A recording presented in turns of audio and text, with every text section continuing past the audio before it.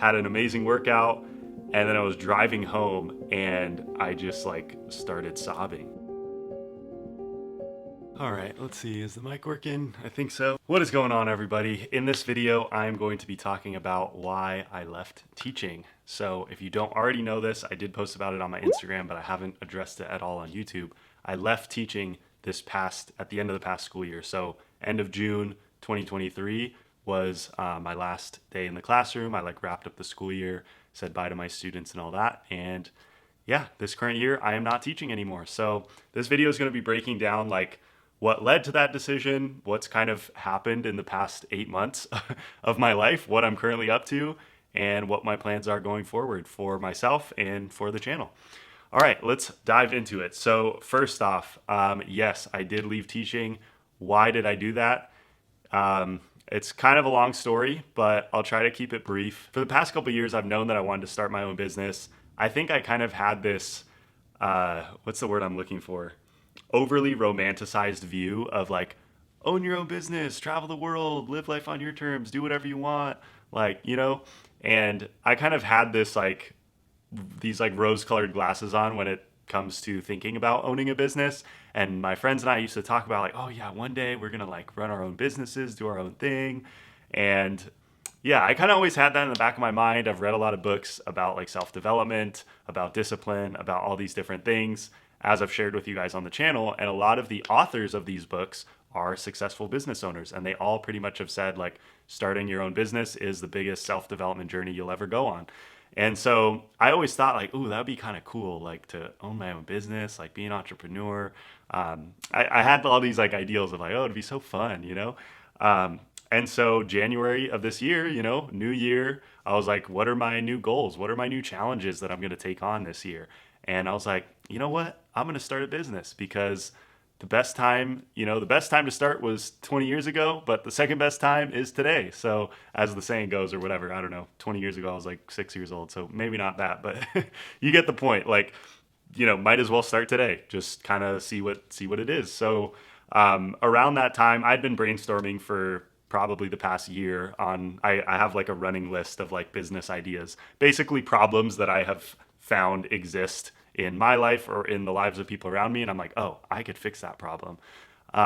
So yeah, I had a big running list, but it turns out the biggest thing that people seem to need help on, that I feel I have expertise to help on, is with fitness. I've been in this game now for 9 years, doing fitness stuff, making fitness content for the past 4. And I've literally had people before I even started the business, I had people reaching out to me being hey, can you write me a meal plan? Can you write me a workout plan? What should I train these days and these days? And how should I break down my split? A bunch of different questions about training and nutrition and losing weight. A lot of people were hey, how'd you shred down for your show? How did you lose 30 pounds in 4 months and do that somewhat sustainably? Even cutting down for a show is not super sustainable, but at least I was able to lose that weight while maintaining muscle and all that stuff. So I've been getting lots of questions, and I was okay, there's a need here, and I have an answer to that need. I have the expertise where I know how to do a successful transformation for myself, as I've documented to you guys twice now. But the next question was, well, can I do it for other people? And so that's kind of where the business idea came from. I hired a business coach to sort of mentor me through the process of here's how you build out your app and your deliverables. Here's how you can actually coach people through, because I knew I wanted to do remote coaching with my job as a teacher. It was too time consuming and location consuming. I was I'm not about to go to a gym and train people in person after work. So I was why not do online? There's all the technologies there. So I started building out this process. And I asked a few of my friends, I was hey, I'll train you for free or for a really low fee, just a fee, really. they just paid me to be nice, honestly. But just super cheap or free. I trained a few people for free, a few people for super cheap. And was hey, at the end, if you get results, can you do a quick testimonial for me or whatever? So yeah, they hopped on, they started, testing out my program, giving me feedback, being asking me questions so I could create different guides on different topics. And yeah, that all happened during the school year. So I would say by May of 2023, I had 6 clients. I was working maybe 4 to 6 hours per week on the business, and then teaching full time. So pretty much well, 4 to 6 hours for like client delivery of like actually interacting with my clients, you know, their programs, giving them feedback, all that stuff. And then maybe like another 5 to 10 hours, like, growing and like building up like my social media, a lot of my back end systems. I was like constantly refining it because I just am obsessed with like, if I do anything in life, I want it to be really good. I want it to be excellent. And so I just was like constantly refining the process and felt like I sucked. So I was like, I need to learn fast. But yeah, by May I had 6 clients, and I was loving it. I was like, oh my gosh, this feels like what I'm called to do. I love coaching people on fitness and teaching them about health and wellness and, like mindful habits, and literally setting them up for a lifetime of, hopefully, a lifetime of health and happiness.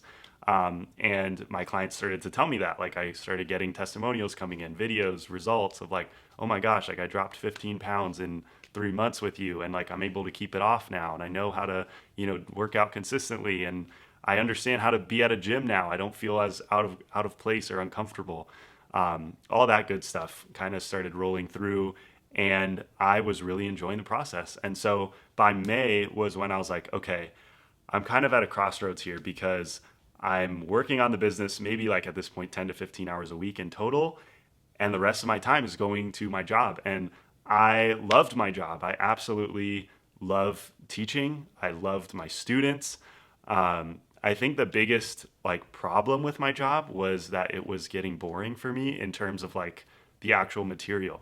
And so like I knew that I didn't want to teach like specifically 7th grade science, like in terms of the content. I was over the content. But just to give you some context, I was finishing up my 4th year of teaching. I had 5 classes every year because it's middle school, so you like rotate teachers. So I was teaching the same lesson 20 times. Like over the span of those 4 years, I had taught each lesson 20 times. And like, I don't know, it's kind of hard to teach anything 20 times, but it's even harder when it's like, I don't know, like you guys know I'm passionate about health and fitness, but like there were certain things that I had to teach for the standards for 7th grade science that I was just like, this is just like, honestly, it's just not that useful. You know what I mean? Like teaching my students like what an igneous rock is. Like realistically, I learned that when I was in middle school, and then I never once like touched on that again in my life until I was like prepping to teach it to my current middle schoolers. And so there were things like that. Obviously, there were things that I taught that were really cool that I loved teaching. Like I loved teaching about chemical reactions. I loved doing experiments with them. There were certain things I loved doing, but then there were also parts of it that I was like, okay, this is like really, do I really want to do a 5th year of teaching this again? So that was kind of part of what was in my mind. And I told my principal that like pretty early on into my 4th year, I was like, hey, honestly, like I think this is my last year in the classroom. Like I don't see myself teaching this material another year after this. So she kind of already knew my headspace. I knew my headspace, that I knew that I didn't want to do that specifically anymore. But I still loved the kids, and I loved my school and just like being there. And yeah, so I don't know. But anyways, back to, the business thing was going well. It was really fun. I was enjoying it. And I kind of came to this crossroads where I was like, okay, like my full-time job is taking up so much of my time that it's hard for me to grow my business anymore. And I love what I'm doing here, and I think I could, take it to the next level, but I don't know. Like maybe I'll just fail miserably. I don't know. That was a thought in the back of my mind. But then the other thought was, well, if I don't take this risk of like, do I just want to live the rest of my life never knowing what would happen if I like, just went all in on this thing that I'm loving? So that was kind of the question that I wrestled with for a couple, like I would say like April to May was when I was kind of wrestling with that question and prepping for my bodybuilding competitions. So it was like a lot of things were going on. And I remember I went to my principal in May. I talked to my parents and my friends a lot, made my decision. I was like, okay, basically like, I'm not going to come back. I'm going to go full in on this business and see what happens. Like, the way I viewed it going into it was like, I'm going to run an experiment. This is literally a 1 year experiment. I'm going to take a year off teaching. By this point, I had already cleared my credential, which is like a process you have to go through to get it, cleared by the state, so that basically within your first 5 years of teaching, you have to clear your credential. Once it's cleared, you're pretty much good to teach for life. I mean, not there's certain other things you have to do, but whatever, you're pretty much set. So by the end of that year, I had cleared my credential. I was set. I was like, okay, absolute worst case scenario, I take a year off, I fail miserably, and then I can still teach. I still have my credential. I could even get like a job in leadership, because some different recruiters were reaching out to me at that point of like, hey, do you want to be an assistant principal? Do you want to do this program? Do you want to be a dean? Like, I was like, those are still options to me if I want them, or if I decide to come back in a year. But I almost like have to know. I have to know if I can do this. And so, yeah, so I made the decision. I went and told my principal, and she was like super supportive of it, which just like meant the world to me. She was like, oh my gosh, like, I totally support like being an entrepreneur, like building your own thing. I told my coworkers as well. Once I told her, I like started telling everybody else, and they were like, oh, like, how do you feel? Like, I was like, I don't know, like, I feel okay. Like, I'm good. And then I went to the gym, because again, remember, preparing for my bodybuilding competition around this time, had an amazing workout. And then I was driving home, and I just like started sobbing, because that's when it hit me, was like, once all the work was done for the day and I actually was able to like sit with my thoughts, it really hit me. I was like, wow, like, I'm like just thinking about my students. I was like, I'm leaving my students and all my friends that I've made at my school, and a place that I've been for 4 years of my life. Like, it really just started to hit me. And I had to remind myself too, like, okay, one, I'm not actually leaving my students, because like I'm finishing off the year with them. You know what I mean? I had always promised them. They had a couple other teachers quit on them mid-year, and I promised them. I was like, guys, I'm not going anywhere. Like, I am not leaving you this year. Like, I will finish off this year with you. I promise. Right? So I wasn't leaving them in the sense that like I didn't leave. Like, I finished off the year as I promised them I would, and like I did feel like, oh, like I'm leaving these incoming seventh graders. I won't get to see my eighth graders across the hall and wave to them.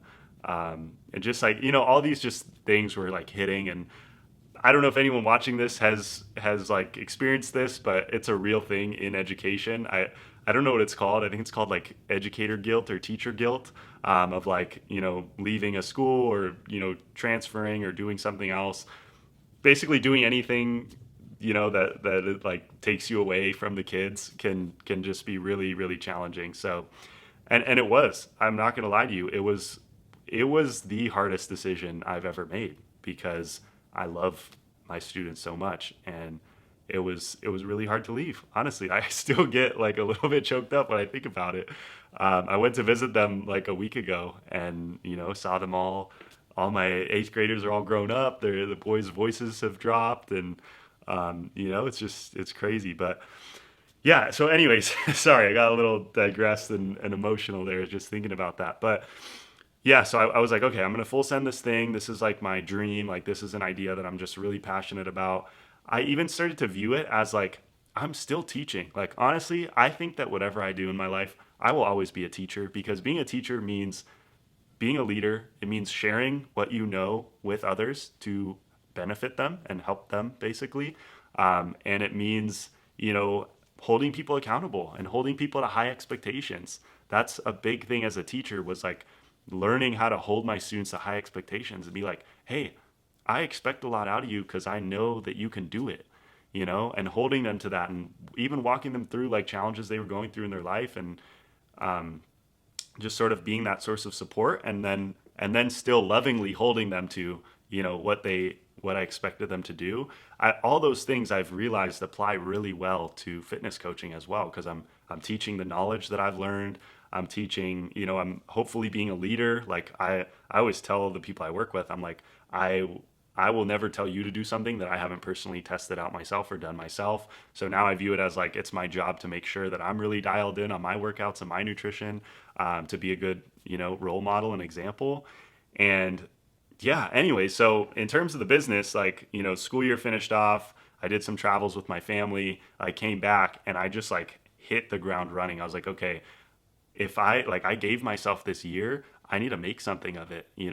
And so I really worked probably the hardest I've ever worked in my life, but I also love like every single second of it. I don't even know how to describe the feeling of like building your dream.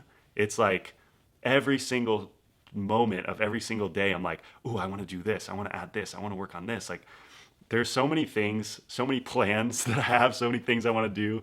And it's been so much fun. And it's also been like mind blowing because at the time that I'm recording this video, like I've had 20 people sign with me now.